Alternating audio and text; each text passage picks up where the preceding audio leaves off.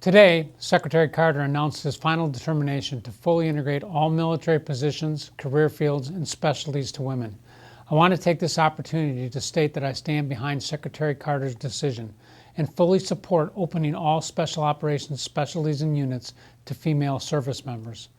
By the original order in January 2013, all the services in SOCOM were given the opportunity to request specific exemptions to this policy. After much study and careful consideration, I did not choose to submit a request for an exception for SOCOM. I want to take this opportunity to explain my recommendation to you. The SOCOM staff and our component teams have worked diligently on this effort over the last 2.5 years. Our components conducted a thorough review of our doctrine, organization, training, material, leadership and education, personnel, facilities, and policy. We looked hard into how integration would affect the cohesion and capabilities of our tactical formations. We also commissioned the RAND Corporation to conduct a survey and hold focus groups to gain insight into the perspectives of the force, to thoroughly understand your concerns about the integration of women into the closed special operations career fields and units. I want to firmly state right up front that as we move forward with integration, we will absolutely not lower, raise, or create multiple sets of standards for special operations.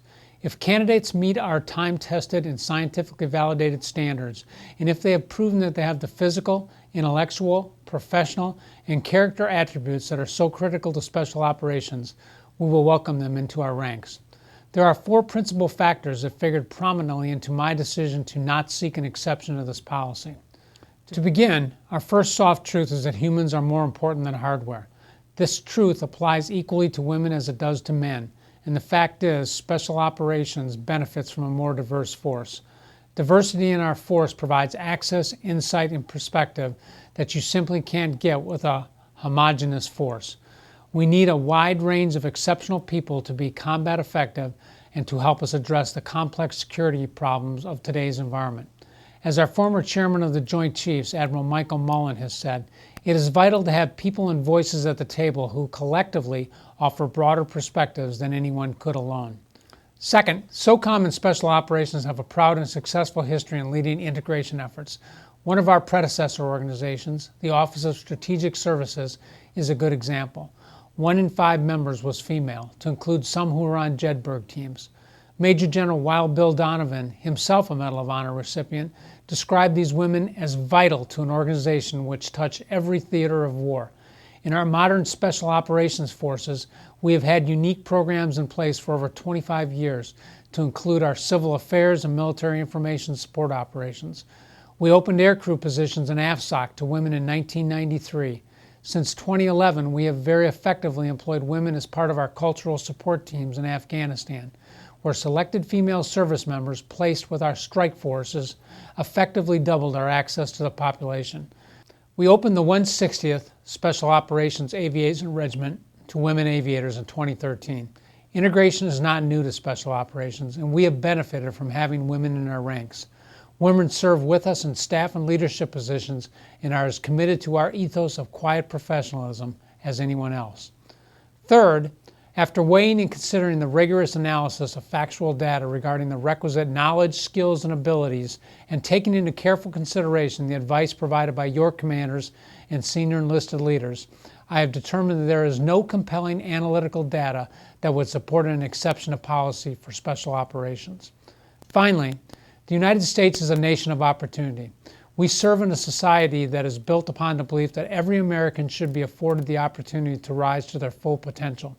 Each of us who serve in the special operations community today was at some time afforded the opportunity to challenge our assessment and selection processes. If people, men or women, can meet our standards, then they should be afforded the opportunity to achieve their full potential in the special operations community. This integration does not come without concerns. In making my recommendation, I was aware of the medical studies that strongly suggest that women incur injuries at a greater rate than men.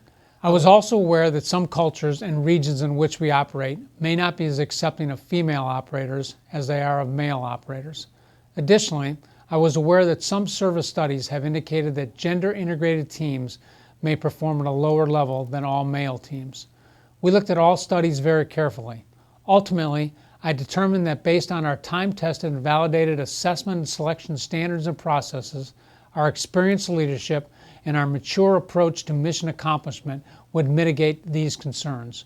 We know from experience that our highly successful operators come in all shapes and sizes with diverse skills and attributes that contribute to the team. I want to emphasize that the number one guiding direction from the chairman was to ensure the success of our nation's warfighting forces by preserving unit readiness, cohesion, and morale. These concerns are absolutely paramount. America's military and special operations forces are the best in the world because of our rigorous training and standards. These standards have proven to bring in the right people to our community, and we will not change them. We must always ensure our training standards are valid and directly linked to operational requirements. The Women in Service Review gave us the opportunity to study our training standards to ensure they reflect the requirements of today's battlefield. Our process used an industry-recognized standard and was conducted by neutral third parties, the Naval Health Research Center and the Office of Personnel Management, working side by side with our training staffs. The results were significant.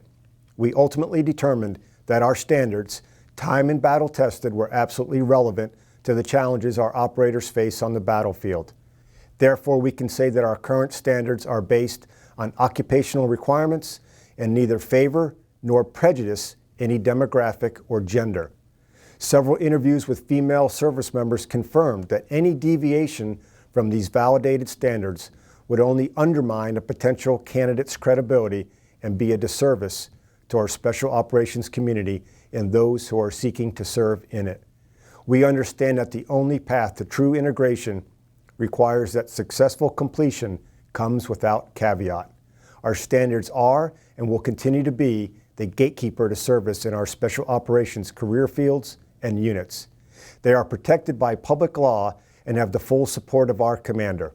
The bottom line, our standards have worked for decades and we're not going to change them. Trust in our assessment and selection processes to maintain the quality of our special operations forces. I am confident that our effort will ultimately serve to benefit our community, our military, our society, and our nation. We will create an environment that is fair and equitable for all who have the courage and fortitude to challenge themselves in our assessment and selection arenas, and who desire to serve the nation as members of this select community. I am depending on our leadership to lead this integration, and I charge all of you to uphold the maturity and quiet professionalism that is the hallmark of America's Special Operations Forces. Thank you.